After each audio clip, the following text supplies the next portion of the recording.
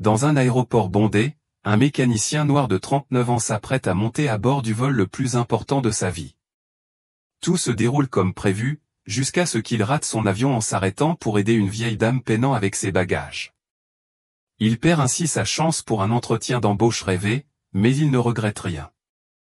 Ce qu'il ignore, c'est que la femme qu'il a aidée est la PDG d'une grande compagnie aérienne et ce qui va suivre récompensera sa bonté. Avant de plonger dans cette histoire, vous souvenez-vous de votre tout premier emploi? Partagez-le en commentaire.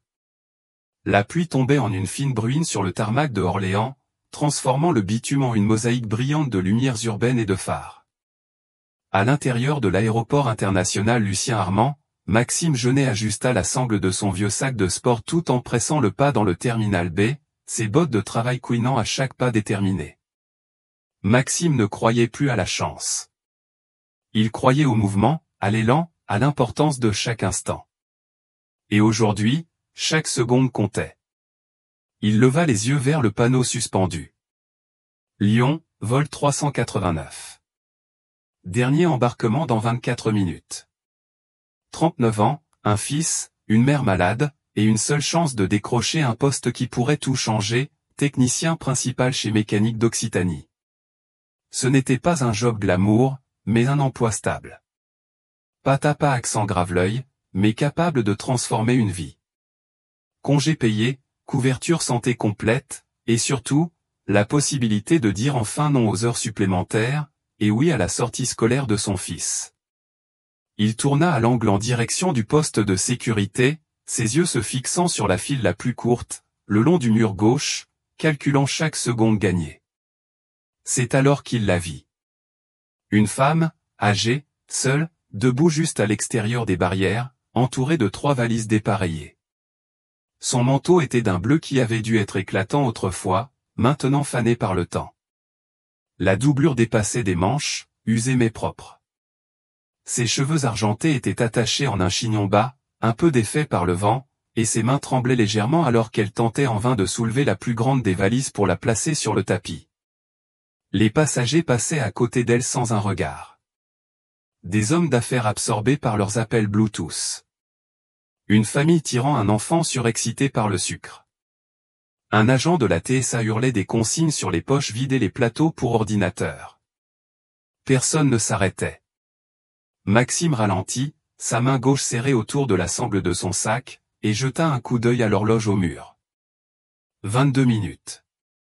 Il pouvait encore y arriver s'il coupait la file au bon moment. 6 personnes devant ne faisaient sonner le détecteur de métaux. S'il courait jusqu'à la porte c'est 18 comme si sa vie en dépendait. Mais quelque chose dans le visage de la femme l'arrêta. Pas son âge ni ses difficultés, mais ce mélange de détermination et de honte silencieuse. La même expression que celle de sa mère, le jour où la banque leur avait dit qu'elle ne patienterait pas un mois de plus. La fierté s'effaçant sous le poids de la nécessité. « Madame, dit-il en sortant du flot de passagers, d'une voix calme mais assurée, puis-je vous aider avec ces bagages ?» La femme se retourna vers lui, surprise. Ses yeux bleus perçants brillaient sous un front marqué par le temps. Il y avait dans ce regard quelque chose de tranchant, non pas dur, mais lucide comme si elle avait l'habitude d'être ignorée plutôt que vraiment vue. « Eh bien, répondit-elle avec un sourire poli mais hésitant, je suppose que je ne dirai pas non. Ces valises semblent avoir pris du poids en 10 minutes. Maxime laissa échapper un petit rire en soulevant la première valise avec aisance, remarquant le cuir vintage et les coins renforcés de laiton. « Vous partez quelque part de spécial ?» demanda-t-il en tentant d'alléger l'atmosphère. « Juste pour affaire », répondit-elle vaguement, baissant les yeux vers ses pieds. « Mais à mon âge, tout finit par se ressembler. » Elle passa lentement le portique, grimaçant légèrement en levant les bras. Maxime l'attendait de l'autre côté, rassemblant ses affaires malgré le regard agacé d'un agent de sécurité. « Je vais à la porte 49A, dit-elle en plissant les yeux sur un billet froissé. Maxime sentit son estomac se nouer.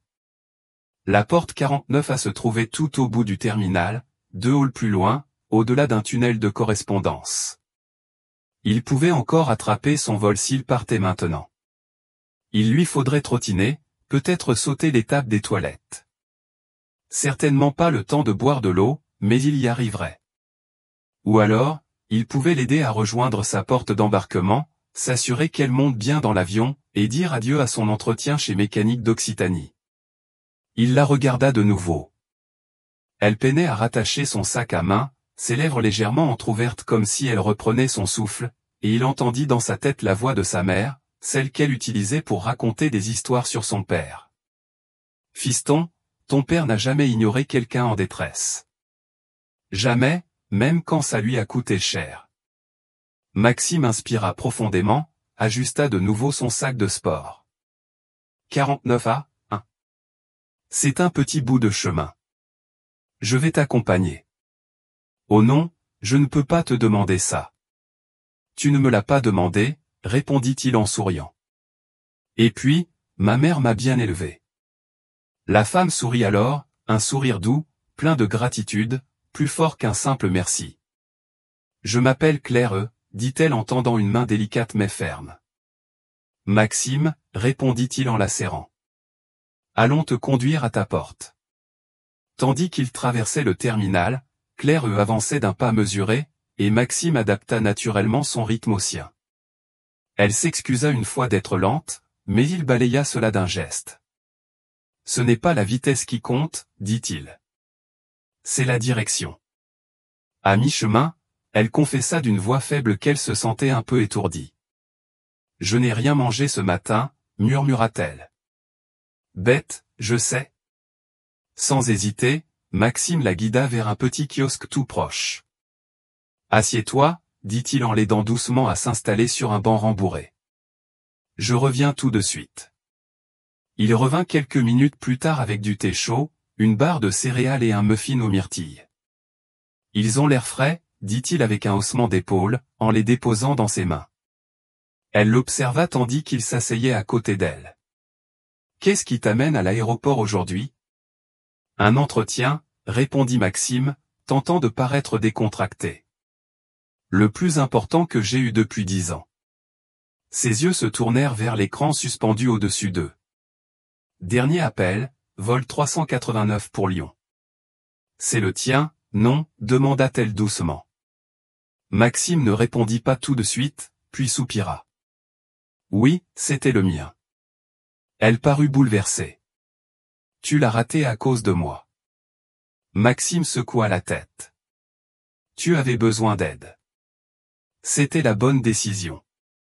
Quant au boulot, les boulots vont et viennent, dit-il, bien que le poids de ses mots ait failli briser sa voix. Ce qu'on choisit de faire, ça reste. Elle ne répondit pas, mais ses yeux restèrent longtemps posés sur lui, sans jugement, sans pitié. Juste avec lucidité. Maxime se leva, reprit ses sacs. Allons-y, mademoiselle Claire. Tu as un avion à prendre. Ils reprirent leur lente marche dans le terminal.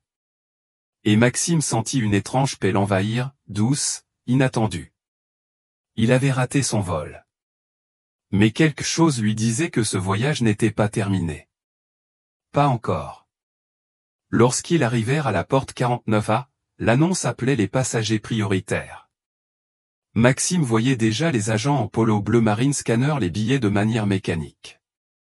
Claire sembla soulagée, redressant légèrement le dos en voyant l'embarquement commencer, même si Maxime devinait qu'elle était épuisée. Il l'aida à s'asseoir près des fenêtres, là où la lumière du matin traçait des bandes dorées sur le sol, et déposa soigneusement son bagage à ses pieds. « Tu y es arrivé ?» dit-il en lui souriant doucement, bien que l'horloge dans sa tête lui rappelle que son vol était parti depuis longtemps. Claire réajusta son manteau, chassa des peluches invisibles de sa jupe, puis se tourna vers lui, avec une sorte d'inquiétude dans la voix. « Tu es sûr que ça ira, Maxime ?» Sa voix était douce mais ferme, comme celle de quelqu'un habitué à poser la question, sans toujours recevoir une réponse honnête. Il hocha la tête, bien que ses épaules s'affaissent légèrement en regardant par les fenêtres du terminal, là où la silhouette d'un avion s'élevait dans le ciel. « Je vais me débrouiller, dit-il. À moitié pour elle, à moitié pour lui-même. J'ai déjà raté des vols. La vie continue. Il ne dit pas que son téléphone n'avait plus que 2% de batterie. qu'il avait dépensé ses derniers sous pour le muffin et le thé. Ou que dormir sur une chaise dans une salle d'embarquement commençait à lui sembler moins un plan B qu'une certitude. Claire n'insista pas. À la place, elle fouilla dans son sac, ses doigts encore agiles malgré l'âge, en sortit un petit carnet à couverture monogrammée. Elle arracha une page à l'arrière, écrivit rapidement quelque chose, la plia, puis la glissa dans la paume de Maxime.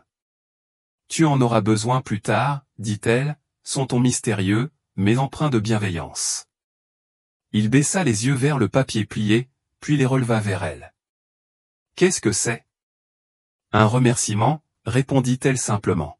« Au cas où je ne te reverrai pas. » Maxime glissa le mot dans son portefeuille sans le lire, ne sachant trop quoi dire. « Merci d'avoir marché avec moi, » ajouta-t-elle, ses yeux bleus plus perçants que jamais. La plupart des gens ne marchent plus. Ils se dépêchent. C'est rare de trouver quelqu'un qui choisit de ralentir. Il esquissa un sourire en coin. Ralentir n'était pas prévu aujourd'hui, mais je suppose que te rencontrer ne l'était pas non plus. Claire éclata de rire, un son grave, étonnamment vibrant, qui lui rappela la cuisine de tante Ruby. Chaleureux, inattendu. L'annonce d'embarquement se fit plus insistante, et Claire se leva, s'appuyant d'une main sur la chaise. Instinctivement, Maxime voulut l'aider, mais elle le repoussa doucement d'un geste. « Je gère. » Elle s'engagea dans la file, son pas plus lent que celui des autres, mais assuré.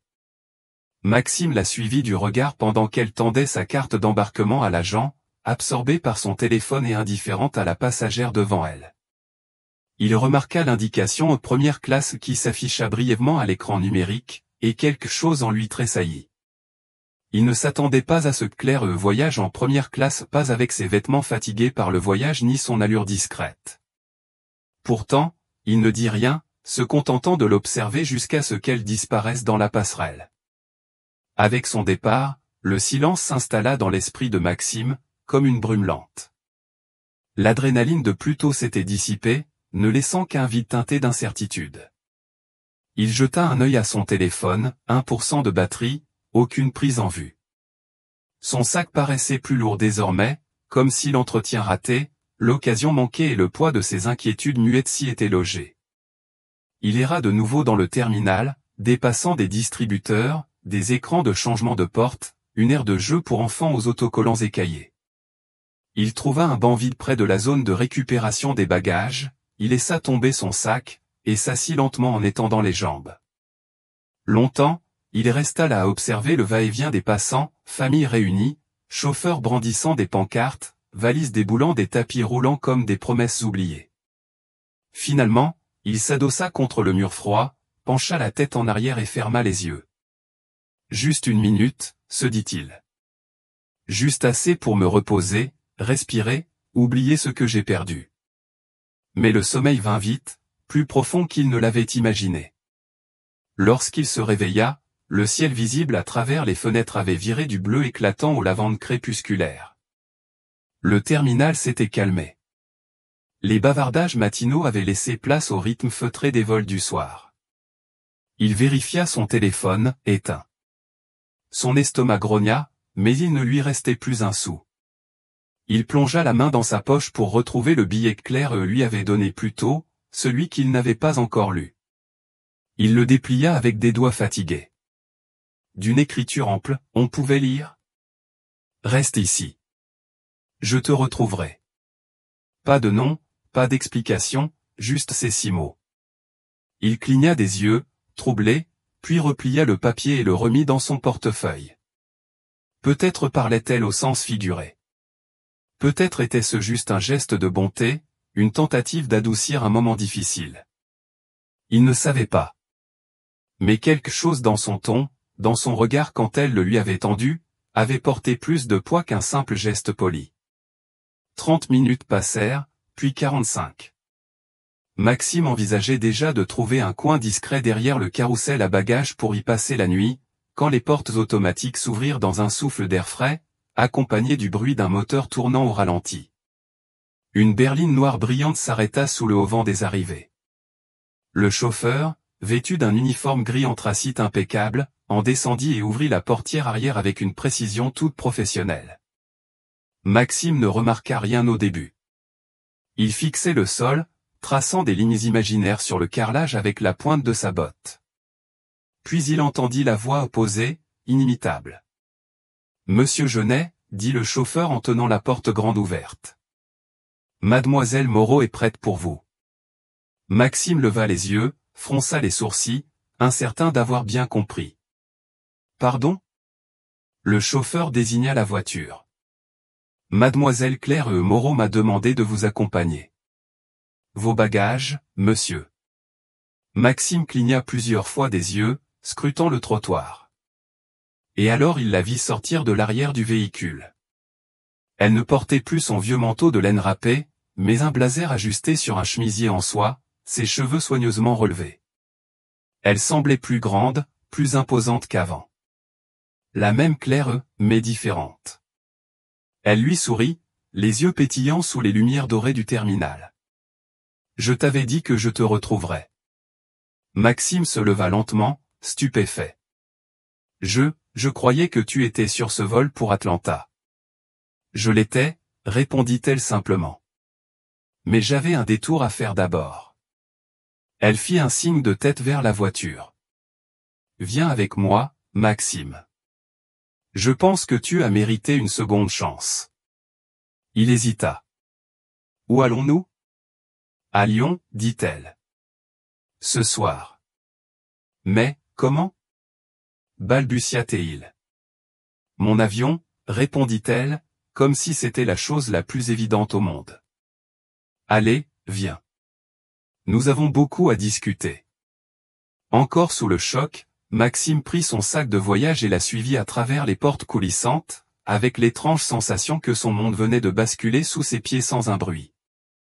La berline noire glissa dans une entrée privée de l'aéroport, contournant le tumulte des terminaux commerciaux, empruntant une route calme bordée de hangars et de portails faiblement éclairés.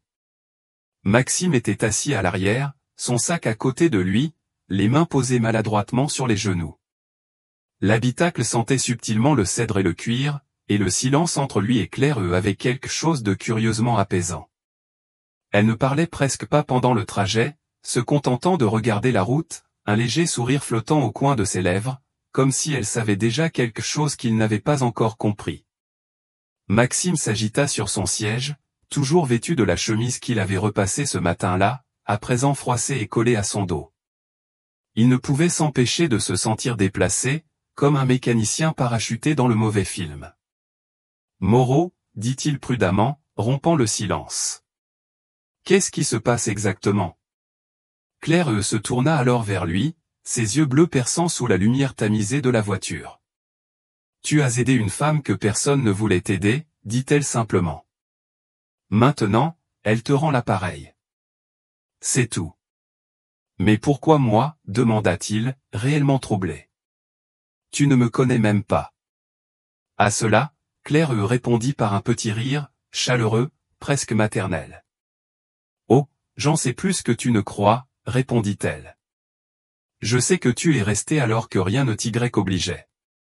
Je sais que tu as manqué quelque chose d'important pour ne pas laisser une inconnue tomber dans l'oubli. Je sais que tu as traité chaque instant avec dignité, même quand tu croyais que personne ne regardait. » Elle inclina légèrement la tête. « Et je regardais, Maxime. C'est bien là le point. » La voiture tourna vers un large portail gardé par un agent en uniforme, qui le leva sans poser de questions. Devant eux, baigné dans la lumière pâle des pistes, se trouvait un jet blanc avec un emblème doré doux sur la queue, un soleil levant porté par des ailes le logo d'Aurora Air. Les sourcils de Maxime se levèrent, incrédules. L'escalier de l'avion était déjà déployé, les lumières de la cabine allumées, un appareil comme il n'en avait vu que dans les films. « Attends, » dit-il lentement. La même Claire, mais différente.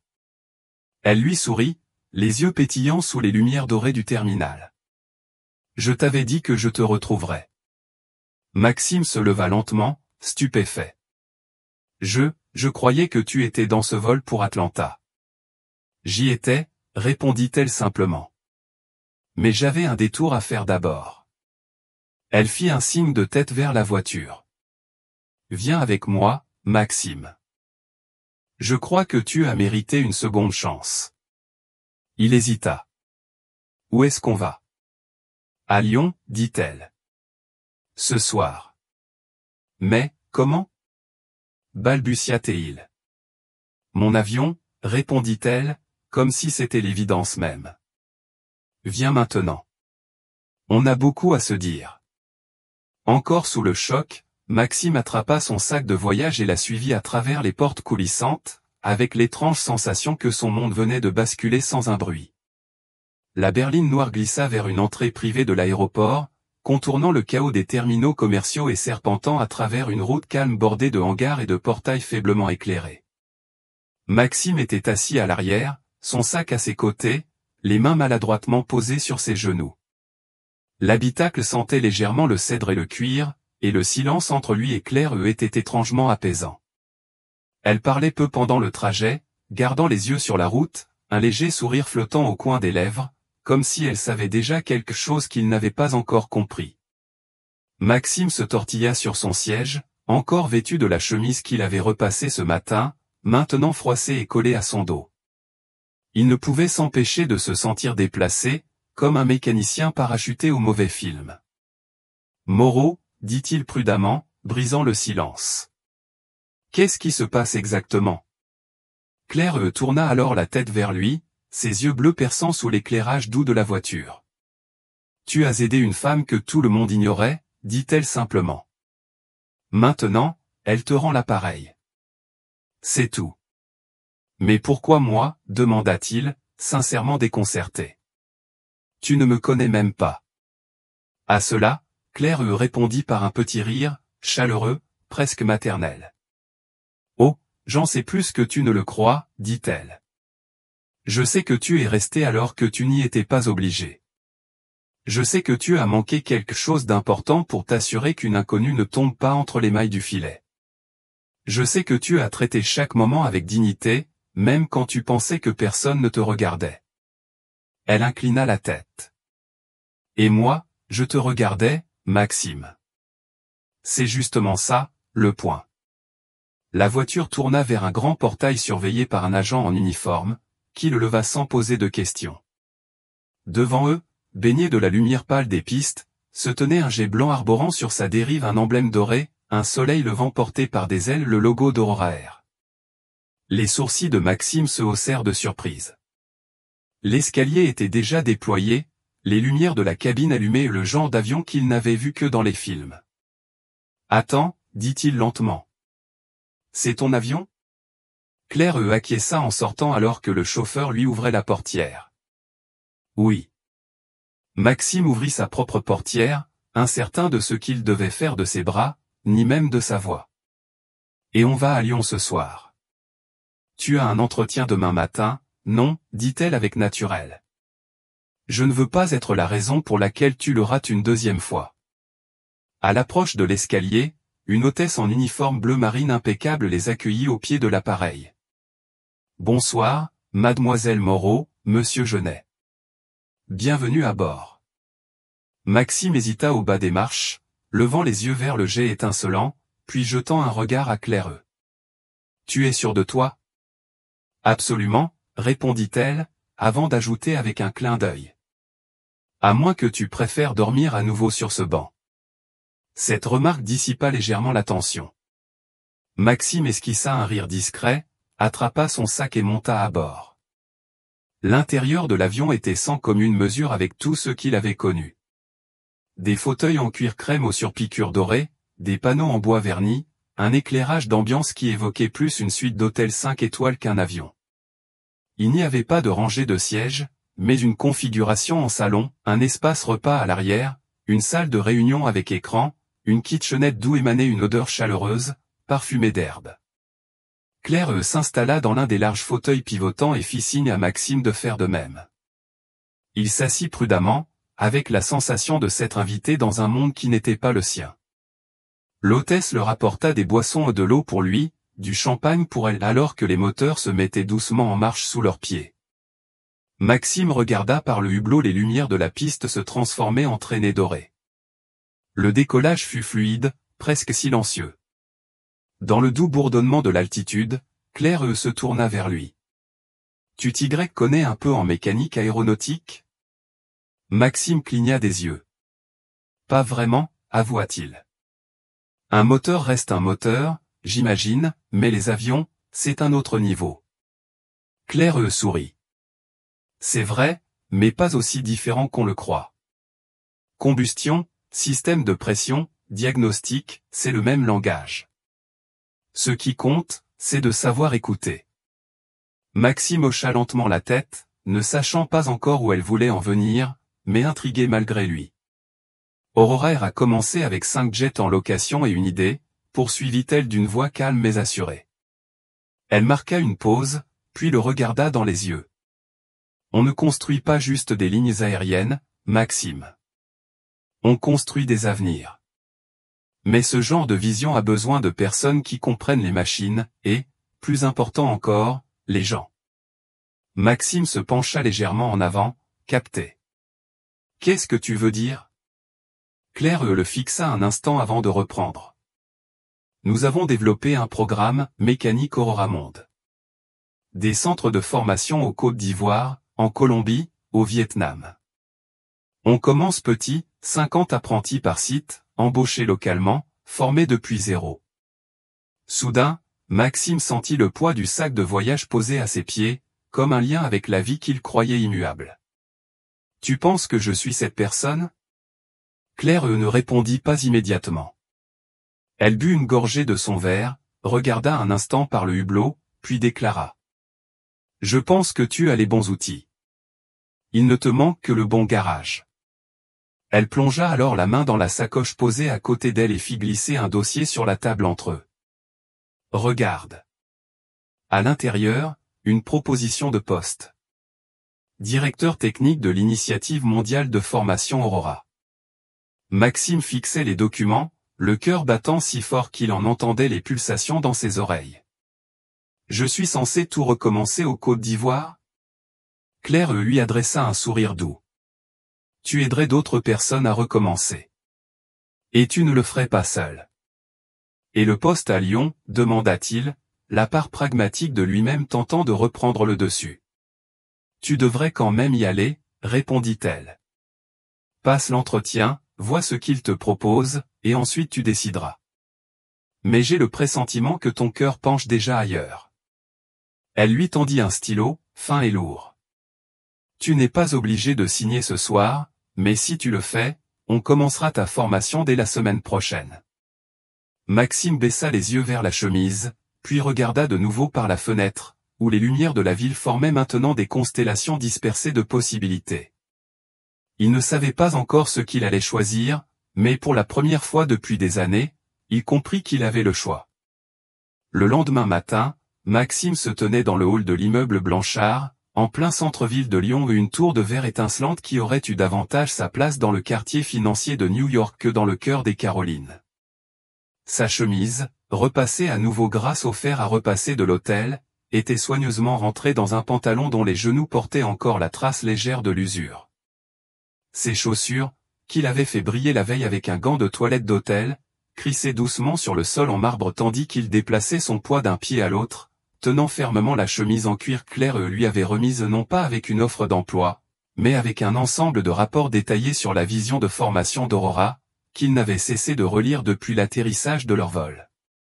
Mais ce matin-là, il ne s'agissait pas de Claire. Il s'agissait de l'autre voix, celle plus sûre. La réceptionniste, lèvres rouges vifs et casque audio sur la tête, lui offrit un sourire rodé et l'orienta vers le 15e étage. Carolina Motor, suite 1507. Maxime la remercia et entra dans l'ascenseur aux parois de miroir, observant son propre reflet, qui semblait plus confiant qu'il ne se sentait vraiment. La montée fut silencieuse. Trop silencieuse. À la suite 1507, les portes s'ouvrirent sur un espace de bureau minimaliste, moquette grise et efficacité polie. Un homme en costume cintré l'accueillit avec une poignée de main un peu trop ferme et se présenta. Brent Davis, directeur des opérations techniques. Maxime, heureux de vous avoir parmi nous. On a eu de très bons retours sur votre candidature. CV solide. Votre expérience pratique est exactement ce qu'il nous manquait. Maxime acquiesça, tentant d'ignorer le fait que ce « il nous manquait » sonnait presque comme un signal d'alarme. Merci de m'avoir reçu, répondit-il. L'entretien se déroula sans accroc. Davis lui posa des questions sur son expérience en diagnostic, en reconstruction de moteurs, sur le travail avec des systèmes obsolètes. Maxime répondit avec l'aisance de quelqu'un ayant passé 2 décennies sous des capots, au milieu des vapeurs d'huile et de carburant.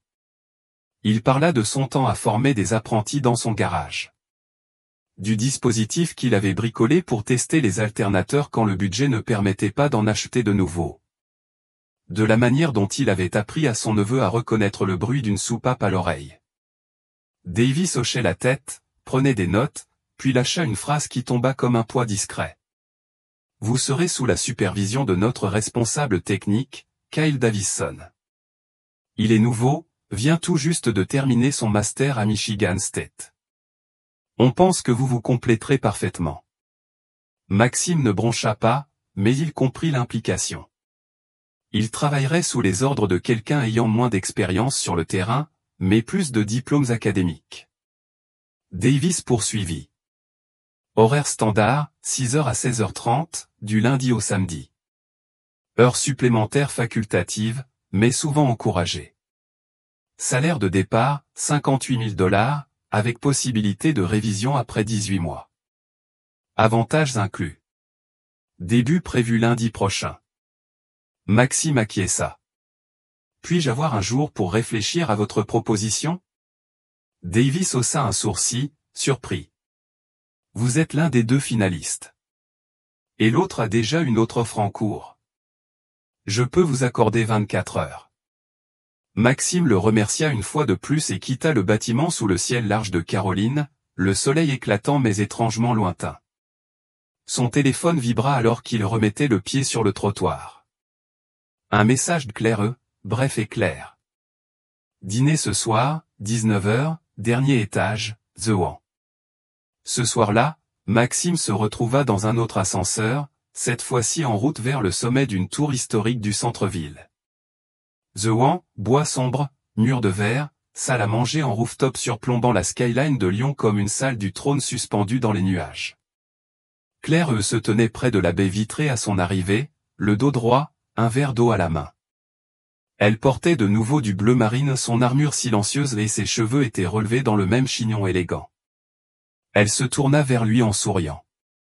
Un sourire simple, sans triomphe ni urgence, juste là. Tu es venu.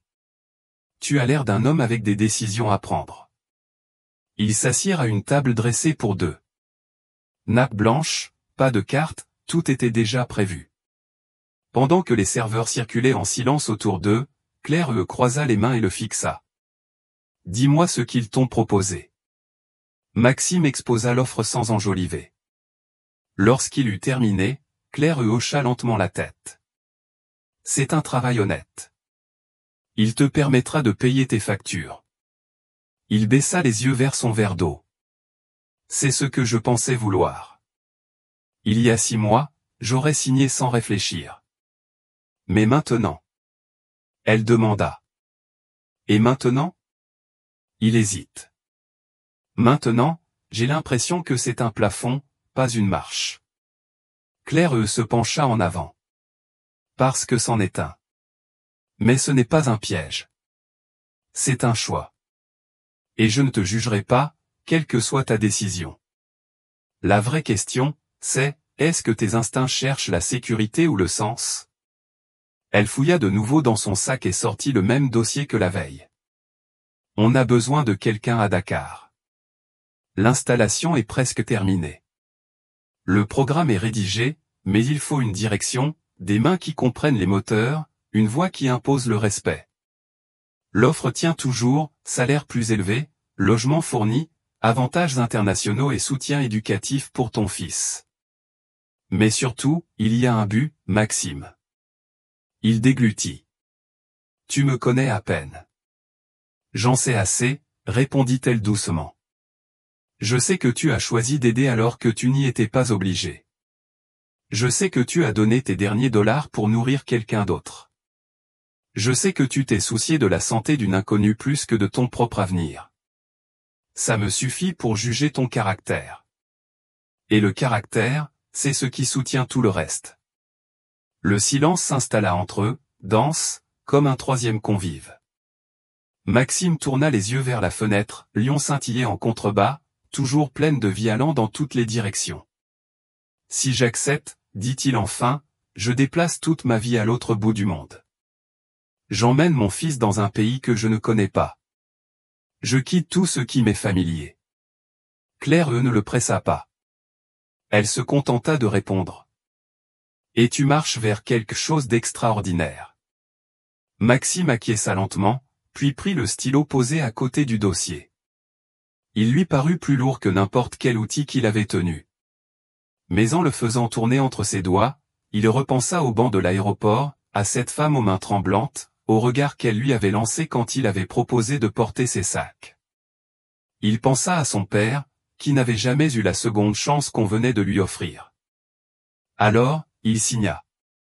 18 mois plus tard, le soleil du matin s'étirait au-dessus du tarmac, juste à l'extérieur d'Accra, aux Côtes d'Ivoire, projetant de longues ombres dorées sur la façade fraîchement peinte du centre de formation Aurora Monde. Maxime Genet se tenait sur la plateforme d'observation, les bras croisés sur l'uniforme bleu marine impeccable frappé de l'emblème Aurora, un petit soleil levant derrière des ailes, brodé juste au-dessus de son cœur. De là-haut, il embrassait d'un regard tout le complexe, les salles de cours bordées d'établis et d'ordinateurs de diagnostic, les dortoirs abritant 30 apprentis locaux, et les 3 avions stationnés pour les travaux pratiques. Maxime observait avec une fierté silencieuse 2 de ses meilleurs stagiaires s'affairant sur un système hydraulique, leurs gestes sûrs et précis.